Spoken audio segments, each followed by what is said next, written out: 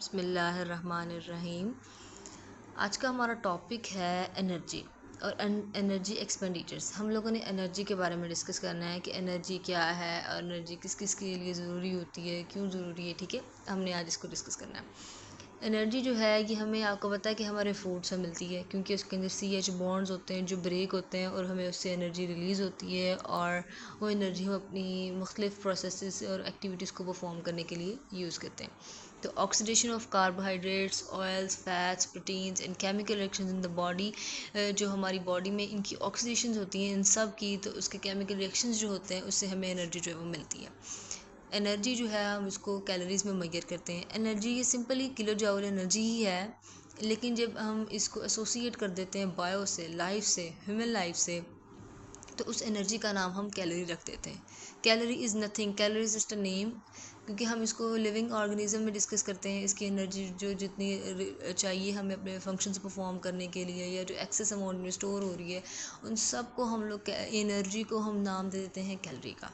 ठीक है, उस एनर्जी को हमने कैलोरी कह दिया, क्योंकि ये कैलोरी, क्योंकि अब ह्यूमन लाइफ से, बायो से रिलेटेड हो गई है, इसलिए हमने उसका नाम दे दिया उस एनर्जी को कैलोरी।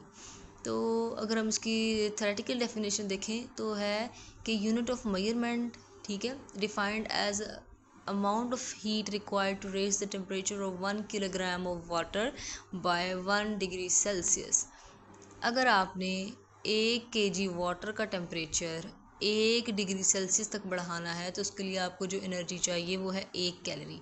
1 कैलोरी एनर्जी आपको चाहिए कि आप 1 किलोग्राम वाटर का टेम्परेचर जो है वो तकरीबन 1 डिग्री सेल्सियस तक बढ़ा दें। अगर 37 है तो अगर आप 38 करेंगे, तो उस दौरान उसका 1 डिग्री सेल्सियस टेम्परेचर बढ़ाने के लिए जो आपको एनर्जी चाहिए होगी वो 1 कैलोरी होगी। तो इक्विवेलेंट इंटरनेशनल यूनिट की बात करें तो जाउल और किलो जाउल सेम ही है। अगर हम किलो कैलोरी कह रहे हों, अगर हम मतलब अगर हम किलो कैलोरी कह रहे हैं या कैलोरी कह रहे हैं, बात एक है। अगर हम किलो जाउल कह रहे हैं या जाउल कह रहे हैं तो बात सेम ही है। ठीक है, तो एनर्जी जो है आपके हर काम के लिए ज़रूरी है। आपकी बॉडी में, आप अपनी बॉडी में सांस ले रहे हैं, ठीक है, लंग्स की वर्किंग हो रही है, आपका ब्लड पंप हो रहा है, हार्ट आपका ब्लड पंप कर रहा है, इसके लिए आपको एनर्जी चाहिए। और अगर आपकी किडनीज़ जो हैं वो वर्क कर रही हैं, आपकी ब्लड को प्योरीफाई कर रही हैं, तो वो उसको एनर्जी चाहिए। अगर आप अपनी आँखों को ब्लिंक कर रहे हैं तो उसके लिए भी आपको एनर्जी चाहिए। आप बोल रहे हैं, एनर्जी चाहिए। मूव कर रहे हैं, एनर्जी चाहिए। सोच रहे हैं, उसमें भी आपकी एनर्जी लगती है। हर काम के लिए एनर्जी जो है वो रिक्वायर है। तो इसीलिए कहते हैं कि हमें खाना जो है वो किसी टाइम का स्किप नहीं करना चाहिए। हमें मॉडरेट अमाउंट में चीज़ें खानी चाहिए, लेकिन अपनी डाइट का ख्याल रखना चाहिए। मॉडरेट अमाउंट में खाना खाना चाहिए, और हमें खाना जो है वो स्किप नहीं करना चाहिए किसी भी टाइम का। ठीक है, तो अब आप देख रहे हैं कि हमारी बॉडी में हर चीज़ करने के लिए, हर काम के लिए आपको एनर्जी की ज़रूरत है। ठीक है, आपकी बॉडी में जो है वो मूवमेंट होनी है मॉलिक्यूल्स की, उसके लिए एनर्जी चाहिए। केमिकल रिएक्शंस होने हैं, एनर्जी चाहिए। अच्छा, जो आपने खाना खाया है उसमें से एनर्जी निकालने के लिए भी एनर्जी चाहिए। ठीक है, अगर आप सो रहे हैं तब भी आपको एनर्जी चाहिए। हर काम में आपकी बॉडी को हर वक्त एनर्जी की ज़रूरत है, इसके बगैर गुजारा नहीं है। तो इसलिए कहते हैं कि खाना जो है वो खाया करें ज़रा, ठीक है, लेकिन मॉडरेट अमाउंट में। तो हर काम के लिए एनर्जी की ज़रूरत है। मतलब जितने भी आप अपने प्रोसेसेस देख लें जो आपकी बॉडी में हो रहे हैं, उन सबको एनर्जी की ज़रूरत है। आपके मसल्स कंट्रैक्ट कर रहे हैं, एनर्जी की ज़रूरत है। आपका बॉडी टेम्परेचर जो है वो मेंटेन हो रहा है। अच्छा, अगर गर्मी है, आपकी बॉडी को जो है वो उसको मेंटेन करना है, आपकी बॉडी ने temperature around about 37 degree Celsius तक, तो उसका जो अपने ऑप्टिमम टेम्परेचर लाने तक के लिए जो उसको जद्दोजहद करनी पड़ रही है बॉडी को, वो भी, उसके लिए भी एनर्जी चाहिए। ठीक है, आपकी बॉडी में जो नई प्रोटीन्स बनती रहती हैं, जो ग्रोथ होती है, रिपेयर होते रहते हैं, इतने रेड ब्लड सेल्स बनते हैं, इतने रेड ब्लड सेल्स जो हैं वो ज़ाया होते हैं या ब्रेक डाउन होती है उनकी, तो उसके लिए भी जो है एनर्जी की ज़रूरत होती है। लेकिन जो एनर्जी की रिक्वायरमेंट है ये आपकी फ़िज़िकल एक्टिविटी पे बहुत ज़्यादा डिपेंड करती है, कि जब आपकी फ़िज़िकल एक्टिविटी ज़्यादा होगी तो आपको एनर्जी की रिक्वायरमेंट भी ज़्यादा होगी, क्योंकि जो आप एनर्जी लेते जाएंगे आप उस एनर्जी को बर्न भी करते जाएंगे, अपनी बॉडी से निकालते भी जाएंगे, बर्न करते जाएंगे। ठीक है, लेकिन अगर हम स्पेशल की बात करें तो स्पेशल केसेस हमारे पास प्रेगनेंसी और लैक्टेशन है। ठीक है, लैक्टेटिंग मदर्स के लिए और प्रेगनेंसी में एनर्जी की रिक्वायरमेंट जो है वो ज़्यादा हो जाती है। ठीक है, अब हम देखते हैं इसके बारे में। अब हम देखते हैं कि बेसल मेटाबॉलिक रेट क्या है। आपकी बॉडी को डिफरेंट फंक्शन परफॉर्म करने के लिए जो है वो एनर्जी चाहिए। ठीक है, अगर आपकी बॉडी जो है वो आपकी बॉडी टेम्परेचर को मेंटेन करने के लिए एनर्जी चाहिए उसको, अगर उसको एक्टिविटी परफॉर्म करनी है हार्ट के लिए, लंग के लिए और किडनी के लिए, और वो जो आपकी बॉडी में जो है वो ब्रेक डाउन या रिपेयर कर रही हैं। इसके लिए अगर बॉडी को जितनी एनर्जी चाहिए, उस एनर्जी का नाम रेस्ट पे आप कोई काम नहीं कर रहे, आपका तकरीबन आपने जो आखिरी वाला भी खाया था ना अपनी डाइट का, अपनी खुराक का, वो भी हज़म हो चुका है, वो भी मतलब एब्जॉर्ब हो चुका है। और अब आप बैठे हुए हैं सिंपल रेस्ट पे, ना आप अपनी हैंड को मूव कर रहे हैं, ना आप जो है वो मतलब आप कंफर्टेबल पोजीशन में बैठे हुए हैं सिर्फ और सिर्फ। और आपकी बॉडी को जो एनर्जी लग रही है ना इन सब काम करवाने में, यानी कि बॉडी टेम्परेचर को मेंटेन करने में, हार्ट को ब्लड को पंप करने में, ऑक्सीजन इनहेलिंग करने में, एक्सहेलिंग करने में, किडनी की फंक्शन करने में, और ब्रेक डाउन और रिपेयर करने में, और इन सब कामों में जो एनर्जी लग रही है ना एट रेस्ट पे, उस एनर्जी को हमने सिंपल नाम दिया है बेसल मेटाबॉलिक रेट का। उस एनर्जी को, यानी कि जितनी एनर्जी जो है आपकी बॉडी रेस्ट पे इन सब कामों को परफॉर्म करने के लिए लगेगी, उस एनर्जी को हमने क्या कह दिया है, बेसल मेटाबॉलिक रेट, जिसको हम BMR कहते हैं। ठीक है, defined as a energy expended when body completely relaxed and at rest in a comfortable position in a temperature within a zone of thermal neutrality and after digestion and absorption of last food ingested have ceased। यानी कि आप simple rest पे बैठे हैं, आराम से बैठे हुए, खड़े भी नहीं हुए क्योंकि खड़े होने में भी एनर्जी लगनी है, आप आराम से बैठे हुए हैं। ठीक है, आप कुछ सोच भी नहीं रहे, बस सिंपली ऐसे बैठे हुए हैं, और जो अब आपकी बॉडी एनर्जी चाहिए ये सब काम करने में, बॉडी टेम्परेचर को देखने में, हार्ट लंग्स और किडनी की एक्टिविटीज़ को देखने में, और रिपेयर करने में और ब्रेक डाउन करने में, इनमें जो एनर्जी लग रही है रेस्ट पे, उस एनर्जी को जितनी खर्च हो रही है इन सब कामों में, उस एनर्जी का हम लोगों ने कह दिया बेसल मेटाबॉलिक रेट, BMR कह दिया। ठीक है, तो ये सिंपल ये इसकी डेफिनेशन है।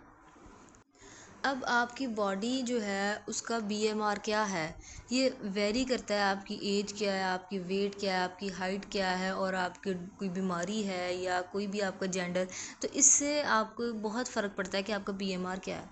देखिए, BMR वही एनर्जी है ना जो इन सब कामों के लिए चाहिए, लंग्स, हार्ट के लिए, रेस्पिरेटरी, इन सब के लिए आपको सिर्फ इन कामों के लिए आपको एनर्जी चाहिए, वो आपकी BMR है। तो अब आप ये देखें कि अगर एक नॉर्मल फीमेल है, ठीक है, अगर हम वैसी बात करें, एक अडल्ट फीमेल की अगर हम बात करें, तो उसको जो है वो 1500 कैलोरीज जो हैं वो सिर्फ और सिर्फ इस BMR है, मतलब कि उसकी BMR 1500 है। इसका मतलब ये है कि उसको अपनी डाइट कितनी रखनी है कि उसमें से 1500 जो है वो सारी की सारी इस काम में यूटिलाइज होनी है, तो बाकी उसकी फंक्शनिंग के लिए भी एनर्जी चाहिए। तो BMR अगर किसी फ़ीमेल की, अडल्ट फ़ीमेल की 1500 है, इसका मतलब ये कि जो 1500 है ना वो सिर्फ और सिर्फ उसकी इन्हीं कामों में, ब्लड को पंप करने में, बॉडी टेम्परेचर मेंटेन करने में, और किडनी की फंक्शनिंग में, लंग्स की फंक्शनिंग में यूटिलाइज हो जाएगी। लेकिन जो बाकी होगी वो इसके दूसरे काम के लिए, तो वो अपनी डाइट को इस हिसाब से देखेगी कि वो अपनी डाइट में कितनी कैलोरीज ऐड करे कि वो जो है अपनी डेली रिक्वायरमेंट्स को पूरा कर सके। ठीक है, तो अगर हम बात करें, ज़रूरी नहीं है कि अडल्ट फीमेल की 1500 ही होगी, लेकिन अगर मैं उसका वेट देखूँ तो उसका वेट ज़्यादा हो, अगर मैं उसकी हाइट देखूँ अगर वो ज़्यादा हो तो उसका BMR चेंज हो जाएगा, तो कि उसकी बॉडी में लंग्स की फंक्शनिंग के लिए उससे ज़्यादा एनर्जी हो सकता है रिक्वायर हो। तो BMR जो है ये एक वेरी करती है। तो इस तरह मुख्तलिफ साइंटिस्ट थे जिनने इक्वेशंस निकाली हुई हैं कि हम वहाँ से जो है अब हर बॉडी जो है वो अपनी एज के हिसाब से और अपने वेट और अपनी हाइट के हिसाब से जो है वो अपना BMR निकाल सकती है कि कितनी एनर्जी उसको अपनी बॉडी के इन फंक्शनिंग के लिए चाहिए। ठीक है, अगर हम बात करें मसल मैस की, अगर जिस भी अडल्ट में, जिस ह्यूमन में मसल का मैस ज़्यादा होगा तो उसको एनर्जी भी ज़्यादा रिक्वायर होगी। ठीक है, अगर आप बहुत ज़्यादा एनर्जी कंज्यूम करते हैं तो जाहिर सी बात है वो आपकी बॉडी में फ़ैट के तौर पर स्टोर होना शुरू हो जाएगी, और जब आप खाना नहीं खाएंगे या किसी वजह से आप खाना नहीं खा सकेंगे तो आपकी बॉडी जो है वो सबसे पहले जो स्टोर्ड ग्लाइकोजन होगा वहाँ से एनर्जी लेगी, उसके बाद जो बॉडी में फ़ैट होगा वहाँ से लेगी। ये नहीं कि वो पहले फ़ैट निकालेगी और बाद में जो है वो ग्लाइकोजन लिवर वाला, नहीं, पहले वो आपकी फ़ैट से, सबसे पहले वो ग्लाइकोजन से एनर्जी लेती है, उसके बाद फिर जाके जो है वो फ़ैट से एनर्जी लेती है। ठीक है, और आप देख सकते हैं कि जो बच्चे होते हैं उनके अंदर उनका जो BMR रेट है वो ज़्यादा होता है, यानी कि उनका BMR ज़्यादा होता है। क्यों? क्योंकि उस दौरान जो है उनके अंदर ग्रोथ एंड डेवलपमेंट हो रही होती है, उनके लंग्स बड़े हो रहे होते हैं, उनका हार्ट ने फंक्शनिंग करनी होती है, उनकी एक्टिविटी भी ज़्यादा होती है, तो इसी वजह से इनका जो रेट होता है वो ज़्यादा होता है। तकरीबन कहाँ से लेके कितना हो सकता है, 53 कैलोरी या 220 जाउल की 220 किलो जॉल, ये जॉल में दी हुई है ना वैल्यू, 1 ईयर ओल्ड इन्फेंट, यानी कि 1 साल के बच्चे के लिए जो है वो इतना जो है उसका BMR हो सकता है, नॉर्मल की बात हो रही है। अडल्ट की अगर हम बात करें तो देखें कम हो गए, 34 किलो कैलोरी और 140 किलो जॉल। 140 किलो जॉल कह रहे हैं और 34 किलो कैलोरी कह लें, ये दोनों मकसद एक ही। अगर आप एक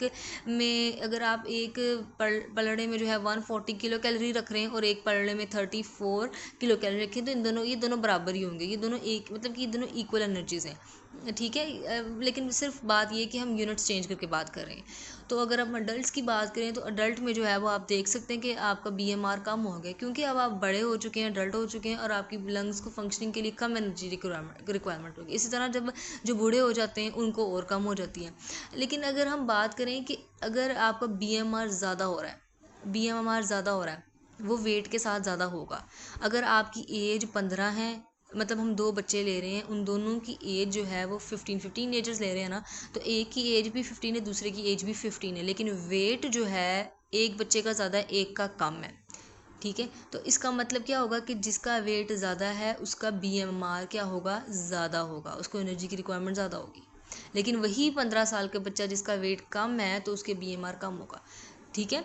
तो इस तरह वेट में डिफ़र हो रहा है कि ये किस तरह वेट, हाइट और ये जेंडर जो है आपका किस तरह डिसाइड करता है आपका BMR।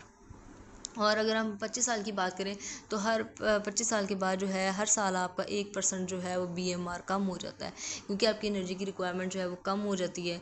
तो इसलिए जब आप इस उम्र में जाएं तो अपनी डाइट का ख़ास ख्याल रखें, और यही एज होती है जिसमें लोग बहुत ज़्यादा वेट गेन कर रहे होते हैं और उनको मेजर किस्म की बीमारी लगने के खदशात होते हैं। And major reason why losing weight becomes difficult in later life and gaining weight is easy. यही वजह है कि आगे वाली ज़िंदगी में वेट गेन करना तो बहुत आसान हो जाता है, लेकिन वेट कम करना जो है वो मुश्किल। तो इसी तरह जब क्योंकि इसी उम्र में बंदे के पास पैसे आते हैं, 25 साल नई नई नौकरी लगती है और जो है पैसे आ रहे होते हैं तो वो उड़ा रहे होते हैं, और यही वजह है कि इतने मुख्तलिफ़ किस्म के खाने खाए जाते हैं, और क्या और आता है कि आपका वेट गेन हो जाता है। And thyroid secretions decrease with age. अब आप देखेंगे कि अगर थायराइड सिक्रीशन, अगर हम बात करें पैराथायराइड हार्मोन की या मुख्तलिफ़ किस्म के हार्मोन्स की, जो थायराइड के हार्मोन्स हैं वो हमारे मेटाबॉलिज्म में एक बहुत अहम रोल प्ले करते हैं। तो वो जो हैं क्या करते हैं, उनकी सिक्रीशन कम होनी शुरू हो जाती है उम्र के साथ साथ, and have greater influence in metabolic rate, जिसकी वजह से हमारे मेटाबॉलिक रेट पर फ़र्क पड़ता है, ठीक है। इन सिक्रीशन, क्योंकि अगर ये सिक्रीशन ज़्यादा होती है तो फिर आपको पता है कि हमारा जो मेटाबॉलिज्म रेट है वो काफ़ी अच्छा हो जाता है, और उसके अच्छे होने की वजह से हमारा वेट भी कम होता है और हम पतले होते हैं, ठीक है। अब जो मुख्तलिफ़ किस्म के फ़ूड एक्सपर्ट्स हैं और फूड टेक्नोलॉजिस्ट हैं, उन्होंने ये जो मुख्तलिफ़ किस्म की इक्वेशंस निकाली हैं कि आप अपना BMR जो है वो कैलकुलेट कर सकते हैं अपनी वेट और हाइट के हिसाब से। तो अब आप देखें तो ज़रा, this is more accurate than calculating calorie needs based on the body weight alone. अगर आप सिर्फ और सिर्फ बॉडी वेट को देखते हुए अपना BMR निकाल रहे हैं या अपनी कैलोरी रिक्वायरमेंट देख रहे हैं तो वो इनफ नहीं है। आपकी हाइट भी ज़रूरी है और आपका एज और जेंडर भी। तो अब आप देख लें विमेन के लिए जो है वो कितना आपका BMR होना चाहिए, 655। ये उन्होंने इक्वेशन से मुख्तलिफ प्रोसेस से निकाली हुई वैल्यू है। तो प्लस 9.6 को आपने मल्टीप्लाई करना है, जो आपका वेट होगा किलोग्राम्स में, ठीक है। और 1 फिर प्लस और फिर 1.8 को मल्टीप्लाई करना है आपने, जो हाइट होगी सेंटीमीटर में। आपकी हाइट फॉर एग्जांपल नॉर्मली अगर हम बात करें तो नॉर्मल लोगों की 5 फीट 5 इंचज़ या 2 इंचज़ 3 इंचज़ इतनी होती है। तो सिंपल आप लोग अपनी जो फीट होगी उसको सेंटीमीटर में कन्वर्ट करेंगे अपनी हाइट को। तो अगर हम बात करें 1 फीट की, तो 1 फीट जो है वो 30 सेंटीमीटर्स के बराबर होता है, ठीक है। और अपनी 4.7 देखें जो आपकी है, उसको मल्टीप्लाई करेंगे अपनी एज, लेकिन जो आपकी एज मंथ्स में नहीं होगी, ईयर्स में होगी। जो आपकी अगर आपकी 18 साल है, 20 साल, जितनी भी आपकी ईयर है वो एज जो है वो आपकी ईयर्स में होनी चाहिए।